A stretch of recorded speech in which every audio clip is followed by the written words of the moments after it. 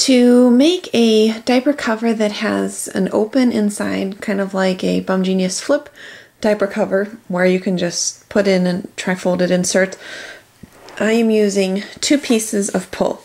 My pattern one is going to be the outside. This plain white one is going to be the inside, just because I'm too cheap to use the pattern one for the inside. Nobody's going to see it anyway. What I'm using today is the Nikki Baby diaper pattern. I really like how this looks for covers because it's got a really nice wide area through the bottom and the middle here, as you can see. So what I did is I cut out the 2 pieces, and on this white one I laid the pattern over top of it. There's my pattern, and I marked my elastic markings that are suggested by the pattern. Then I drew a straight line across between the 2 bottom elastic markings and a straight line across between the top elastic markings. This piece and this piece stay. Now we need our sides to stay so that we have some place to put the elastic. So I just kind of eyeballed it and drew a curved line parallel to the cut. That's about 1.5 inches big. I'd rather have too much room than to not have enough room later. So now that I have my 2 pieces cut, I'm going to leave this piece alone for now. I'm not going to cut it, not yet. I'm going to mark my snap placements on this outside and apply my snaps, and then we'll get to sewing. Okay, so I have that single piece of my pattern pull for the outside. I went ahead and already attached the Velcro for my front fastening. Now I just need to add the rise snaps that I've already marked. I have my snaps all laid out here, and this is where you get to kind of use up some of your little random pieces of pull, because you really only need tiny little squares, just big enough for the snap.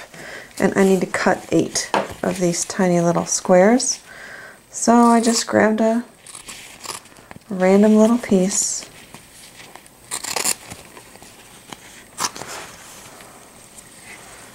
and cut your 8 little pieces here. 1,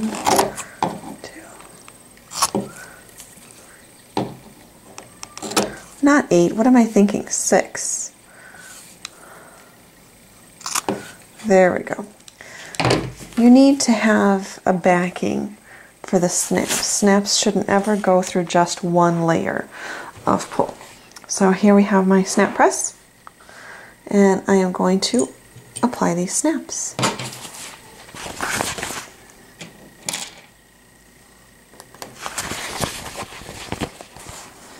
So just find the spot where you already marked it based on your pattern. I just poke my hole with my awl. These little pieces, it really doesn't matter which way they face. I prefer to do it with their shiny side facing out. And just skewer that on there.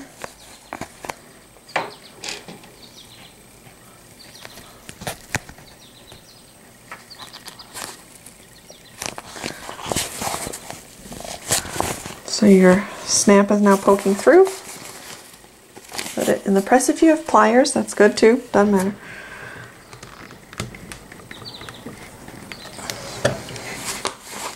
There we go. I'm going to repeat that 5 more times.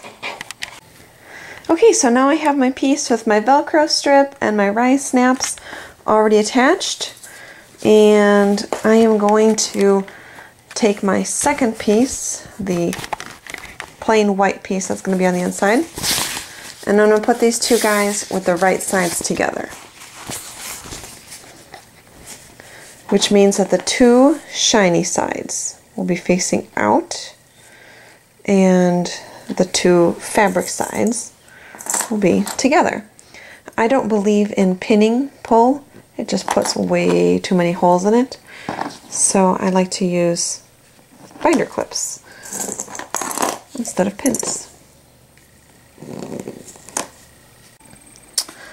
Next we're going to attach the 2 pieces together. I'm going to put on my walking foot.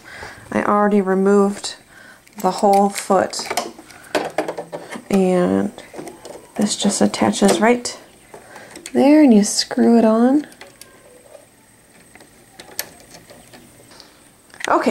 my walking foot is now attached, so we are going to go ahead and begin. Doesn't really matter which way you begin because we're going to sew it all the way around. We will not leave any openings. So just go to town.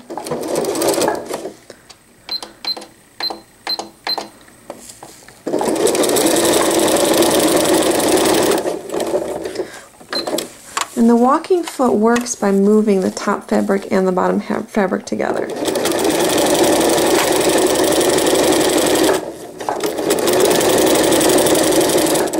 So it's really good for these sticky fabrics.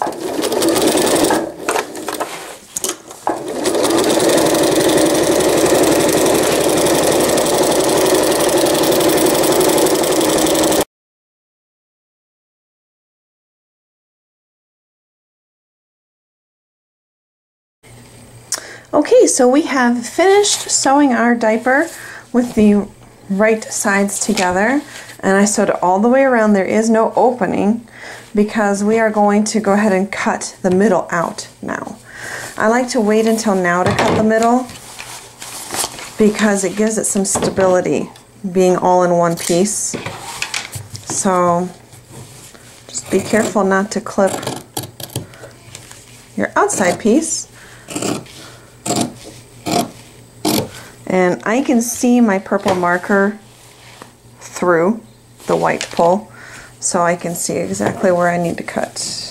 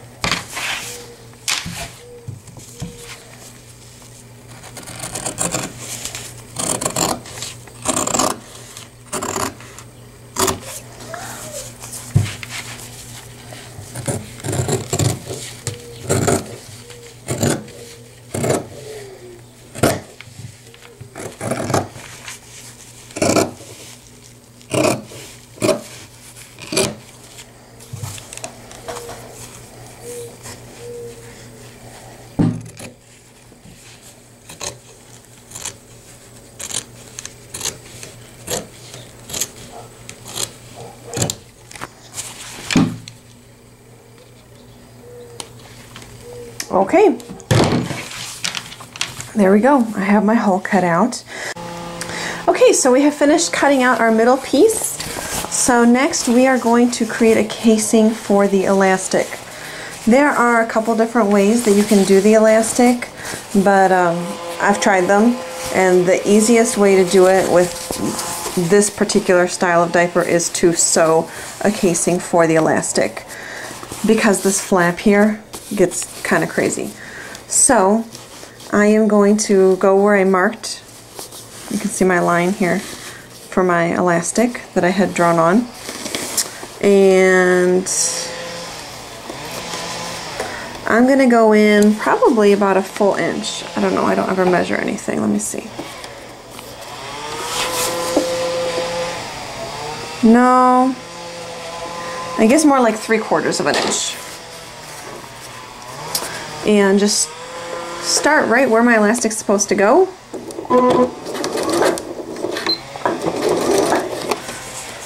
And I'm going to sew a casing. And I'm just going to use my fingers to keep this flap pinched so that it's right where it's supposed to be.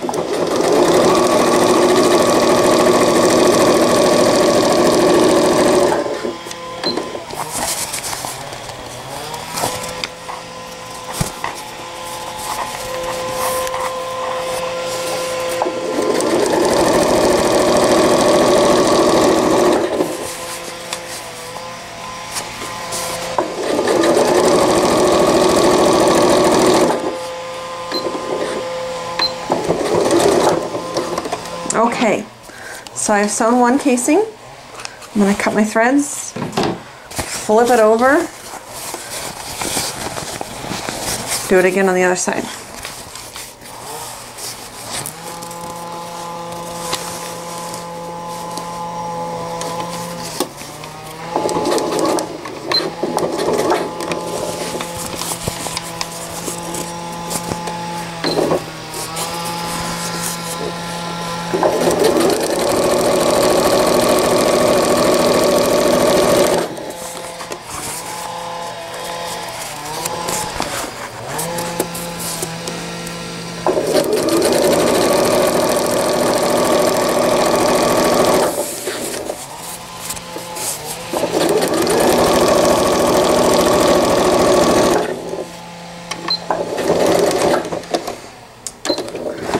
Okay, so my two sides are done, and now I have to do the back.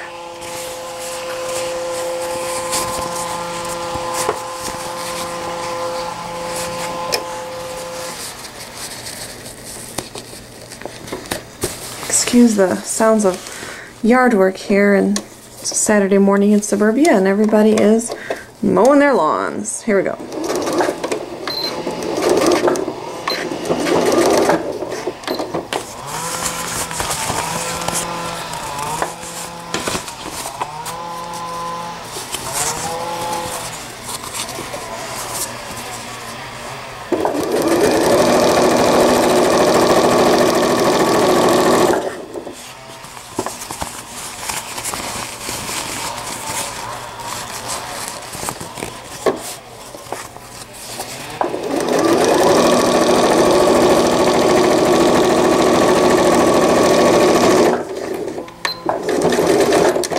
Okay, now that my 3 casings are done, you are going to take your elastic. I'm going to start with my back elastic. Take a safety pin. Stick a safety pin through the elastic.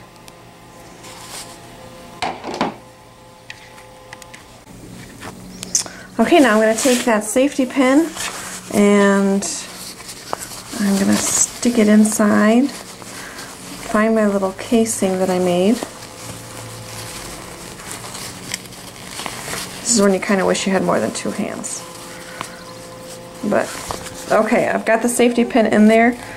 You can kind of see it through the white pole. And you are just going to thread it all the way through. This is a little bit sticky because I've got the 2 shiny sides of the pole together, so it takes a little bit of wiggling. But once you find your groove, you get it in there. Okay, so my safety pin is about halfway through, but I've been watching the end, and when the tail end of my elastic is right at the beginning of the casing, I'm going to stop threading. And I am going to tack down my elastic. Use your finger, feel for the elastic, make sure it's where you want it to be, and then just go forward, back, forward, back. That elastic is tacked down really nicely in that casing now, and then I can go back and finish threading. Okay, my safety pin is now to the end of my casing, and it's kind of ruffled the back of the diaper very nicely. I'm now going to stick my hand in and there's my little safety pin picking out, and I'm going to pull so that the safety pin is out of the casing. I do not want to sew the actual safety pin, because, well, I don't want it to be a forever part of the diaper.